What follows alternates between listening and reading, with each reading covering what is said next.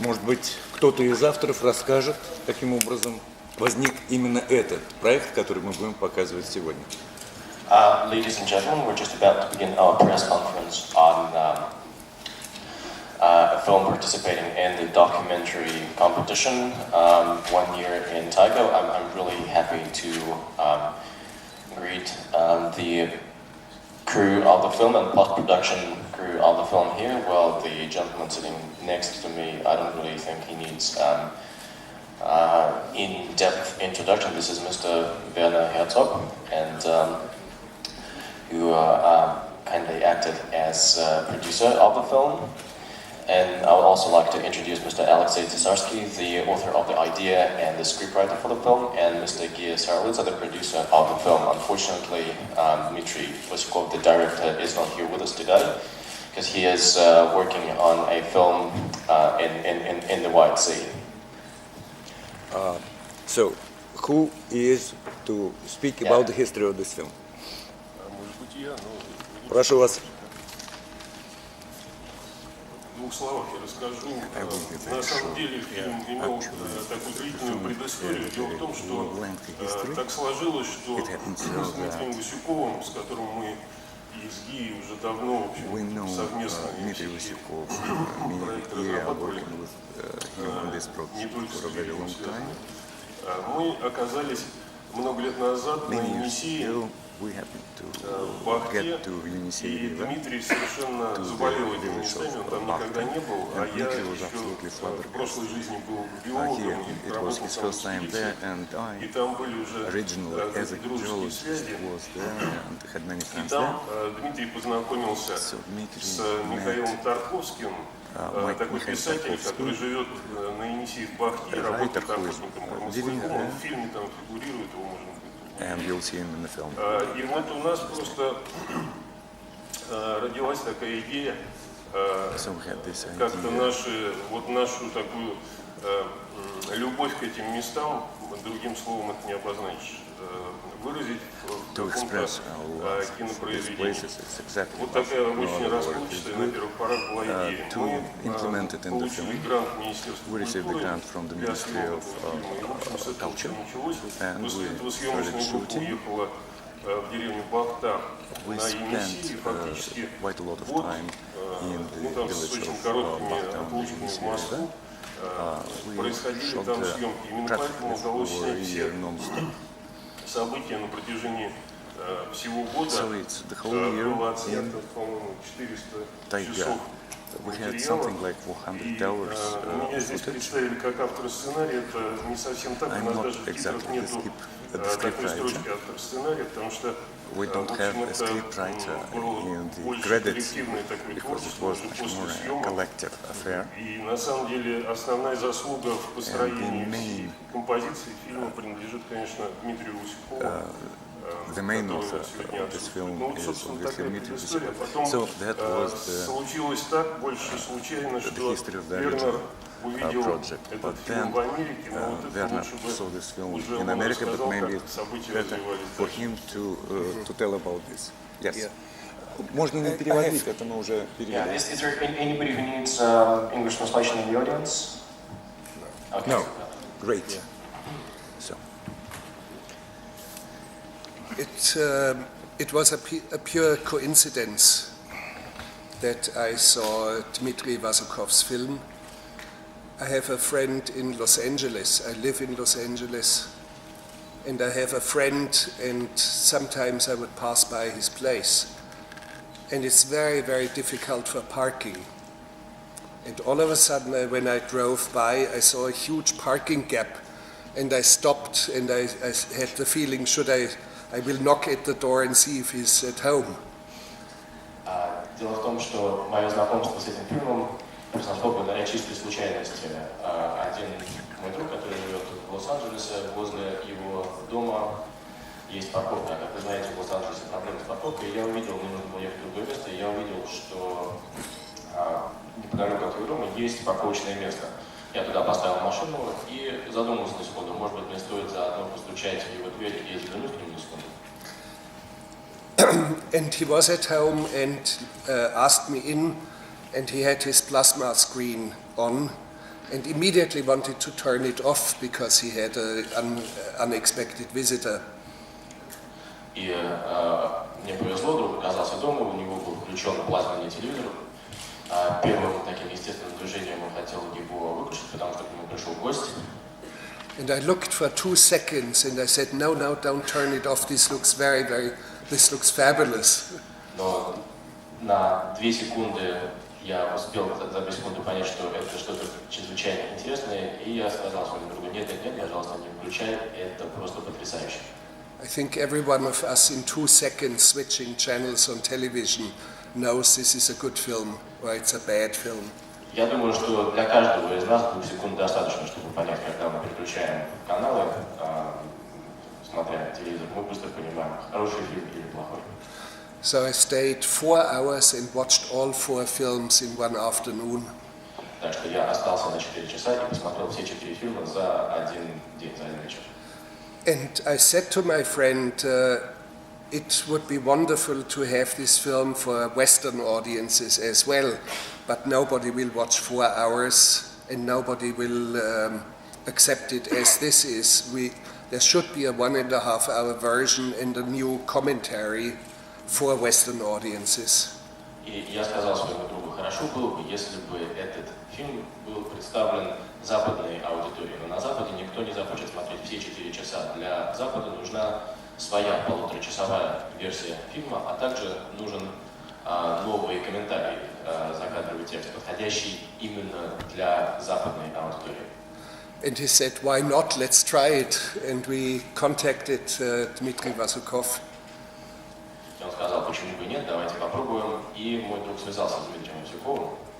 And Dmitry was completely astonished and delighted that I wanted to do a 1.5 hour version for Western audiences. And he said, oh, go ahead, do it.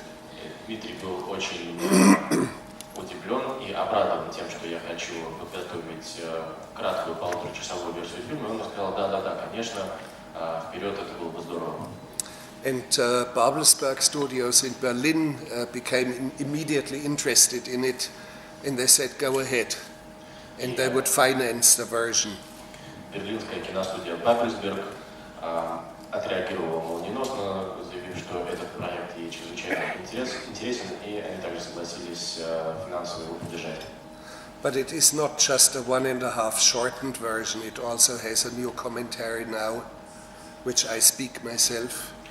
Да, и новая версия — это не просто 1,5-часовая версия 4-часового фильма, это еще и версия, снабженная новым закадровым текстом. Я его читаю сам. There's also music by a friend of mine, Klaus Bardelt, a German composer, who is one of the big Hollywood composers nowadays. Музыку сочинил мой друг, немецкий композитор Klaus Bardelt. Один из известных голливудских композиторов. He is known, for example, for films like Pirates of the Caribbean, the last one, and he has also composed the music for the Beijing Olympics for the closing ceremony. That's his music.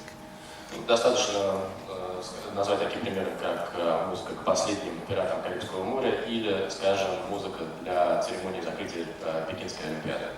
So now we are here with a film. I'm very proud to show it in Moscow. Я очень горжусь тем, что могу представить этот фильм в Москве. The only bitter moment for me is that Dmitry is at the White Sea in the Arctic, and we cannot meet. Единственное, о чем я лично сожалею, это то, что Дмитрий сейчас в Белом море, и я не могу встретиться лично. We only know each other through emails and recently through Skype. I know how he looks like. But Skype with video. Skype with video, yes. I know his face. I know what sort of cigarettes he smokes. I know whenever his beard is longer or shorter. Мы знакомы с ним исключительно по имейлу и скайпу. Да, я знаю, как он выглядит, я знаю, какие сигареты он курит, и мне даже удается следить, какого размера у него борода, длиннее. Короче, вот, но лично мы никогда не встречались. I assume that his beard is a little bit longer and that he's fighting a lot of mosquitoes. Ну, я предполагаю, что сейчас у него борода немножко длиннее, чем обычно, и ему также приходится сражаться с полчищами комаров. But my salute goes to him. He's the one who made the film. Вот. Но мое приветствие сейчас обращено к нему, потому что он истинный автор этого фильма. Спасибо. Да, прошу вас. У нас досье на всех авторов, но о Дмитрии Василькове ничего не знаем. Что он снимал, может узнать? Это или это дебют? Не представился Лев Аладдин, литературная Россия. Спасибо. We have information about all authors, but we have very little information on Dmitry Vasikov, Dmitry Aladin, литературная Россия. Гей, может быть, вы ответите? Да, это дебют. Это дебют Дмитрия Васюкова в таком качестве. Но он в качестве режиссера делал рекламу для компании, снимал. И был режиссером такой телепрограммы, как «Диалоги о рыбалке». Собственно, этот проект во многом вышел из «Диалогов о рыбалке», потому что по всей стране, в том числе и в процессе съемок мы стали понимать, там 3 года мы занимались этим, стали понимать, что нас стало меньше интересовать рыбалкой, и больше люди, с которыми мы встречались в этих местах. Ну, собственно, оттуда это все. А так, в качестве автора документального фильма, да, And so we switched from the weekly show into documentary. Я хочу добавить просто, вот эта история объясняет, почему производство фильма, ну, русской версии, подписано некой организацией ООО «Территория рыбалки», потому что это That's why the producer of the Russian version is a company called Территория рыбалки. Пожалуйста. Агентство «Факт-видео». Fact-Video Agency.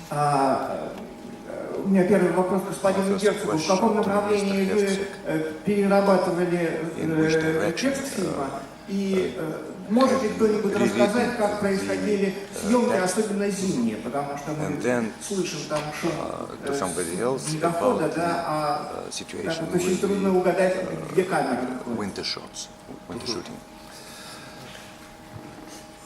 For me, it was immediately clear. Similar like Dmitry, apparently, I'm fascinated by the people out there, the hunters. Мне с самого начала стало ясно, что самое интересное – это люди. Я думаю, в этом мы схожи с Дмитрием. Люди-охотники.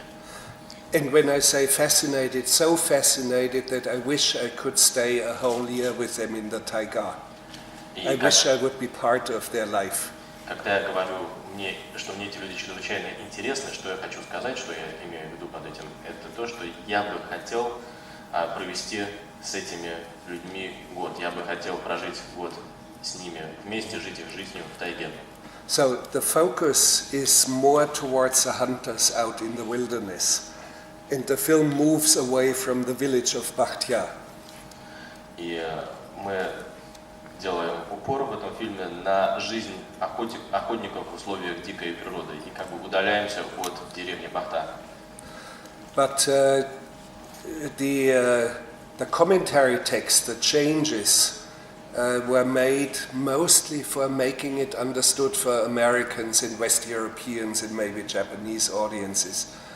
Nobody in America, in North America, knows how large Siberia is. Nobody knows it.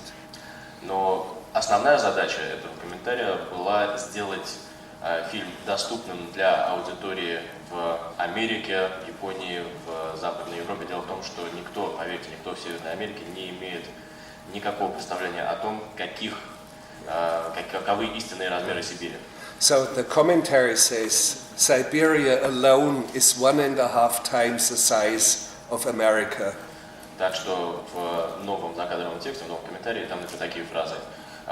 Сибирь и лишь одна Сибирь, взятая отдельно, это 1,5 полтора раза США. Or, for example, nobody understands or knows what May 1st means, Labor Day. Labor Day in America is the first weekend in September. And of course, no tradition of Labor Day. Labor Day was a huge, huge festivity in the Soviet times.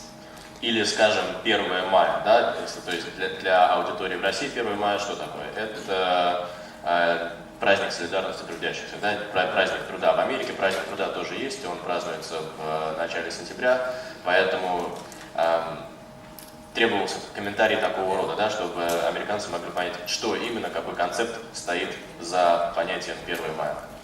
Nobody, for example, knows what Victory Day means for Russia.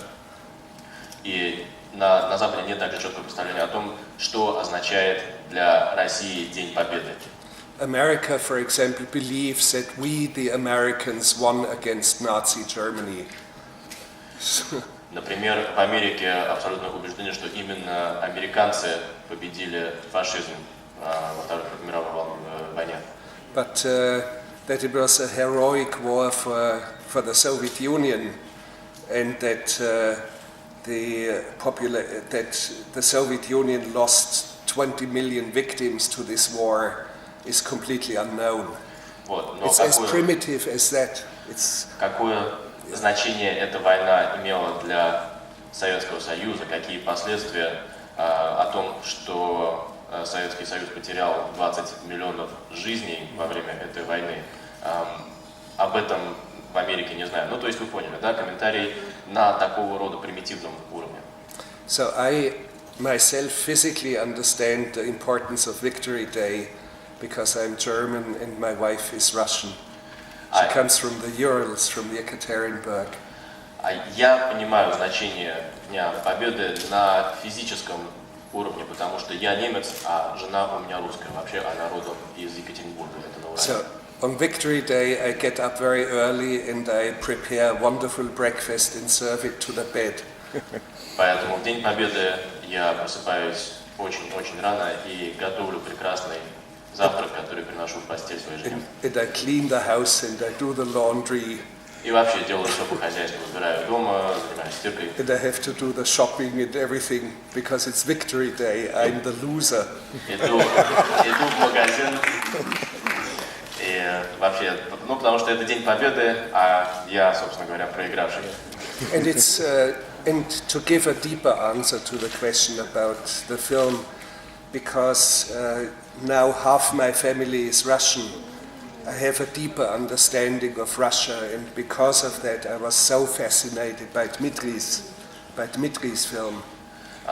Более глубокий ответ на ваш вопрос будет звучать так. Дело в том, что сейчас половина моей семьи происходит из России, поэтому мне теперь близка эта тематика и близко то, что я увидел в фильме Дмитрия. Спасибо. Давайте, у нас времени очень мало. 2 вопроса всего. Пожалуйста, вы. Сергей Денисов, Федерация киноклуба. Спасибо за фильм, мне понравился, и я думаю, что сокращение, оно привело к тому, как раз, что очень динамично стало смотрится на одном дыхании. У меня вопрос к русской части делегации. К сожалению, есть некоторые фактические ошибки в тексте.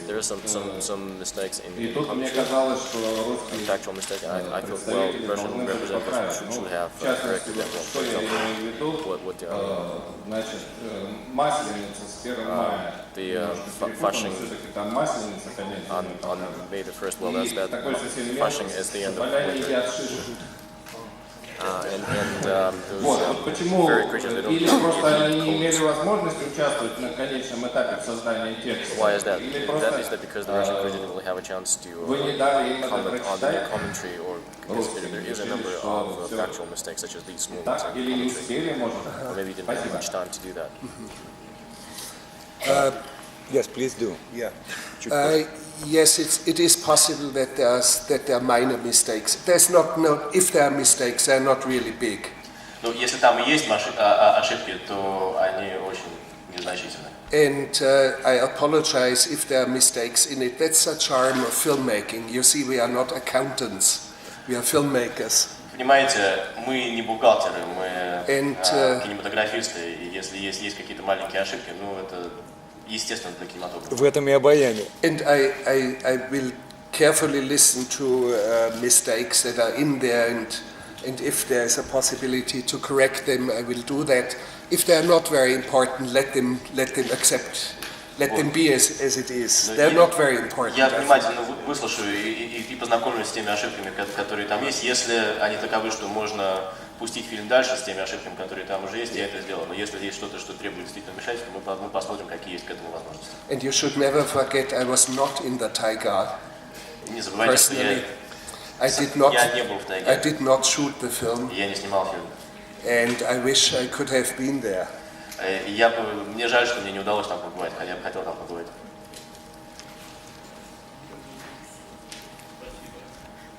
Спасибо. У меня такой, во-первых, комментарий, что касается Дня Победы, то у нас аналогично есть мужской день 8 марта, когда мы то же самое делаем для женщин. Это между прочим. А вопрос вот по существу. Здесь у нас на одном из каналов нет планеты. Вот не предполагает ли продюсерская группа, значит, показать этот фильм на этом канале, и потом, значит, есть журнал «Рыбачьи с нами». Там есть такие приложения диски, но они почему-то, так сказать, вот касаются в основном средней полосы России. А вот не предполагаете ли вы на диске сделать вот этот фильм для приложения к журналу? Спасибо. Фильм в ближайшее время, я не могу сказать точно, когда будет показан на первом канале. Права и вот 4-серийная российская версия будет показана. Это еще предварительно говорилось, что там же будет показано продолжение этого фильма, который сейчас Дмитрий Васильев снимает.